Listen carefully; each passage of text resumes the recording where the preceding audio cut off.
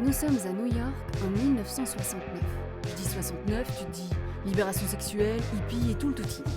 Et pourtant, on est peut-être en 69, mais à l'époque, l'homosexualité est toujours punissable pénalement et figure toujours dans la liste des maladies mentales.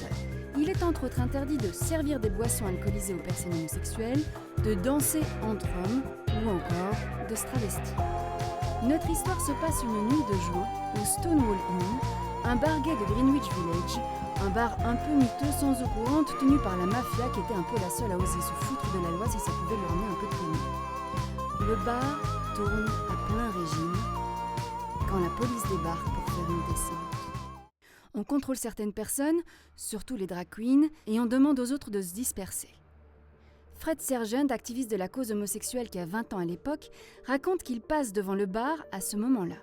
Remarquant l'agitation, il se renseigne et apprend que la police est en train d'arrêter plusieurs personnes à l'intérieur et que certaines seraient blessées.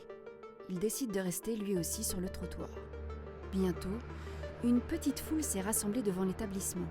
Et quand la police décide de sortir du bar pour embarquer les personnes arrêtées dans leur fourgon garé juste devant, ça ne se passe pas du tout comme prévu.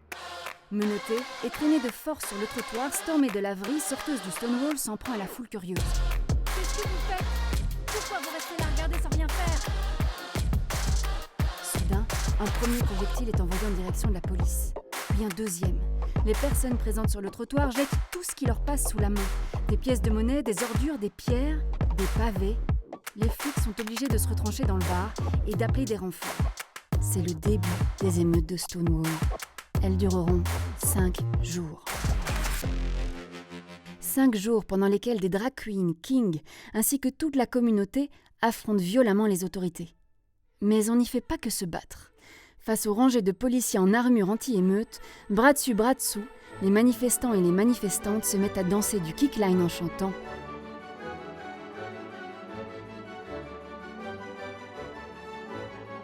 Nous sommes les filles de Stonewall, nous portons nos cheveux en boucle, nous ne portons pas de sous-vêtements pour mieux montrer nos poils pubiens.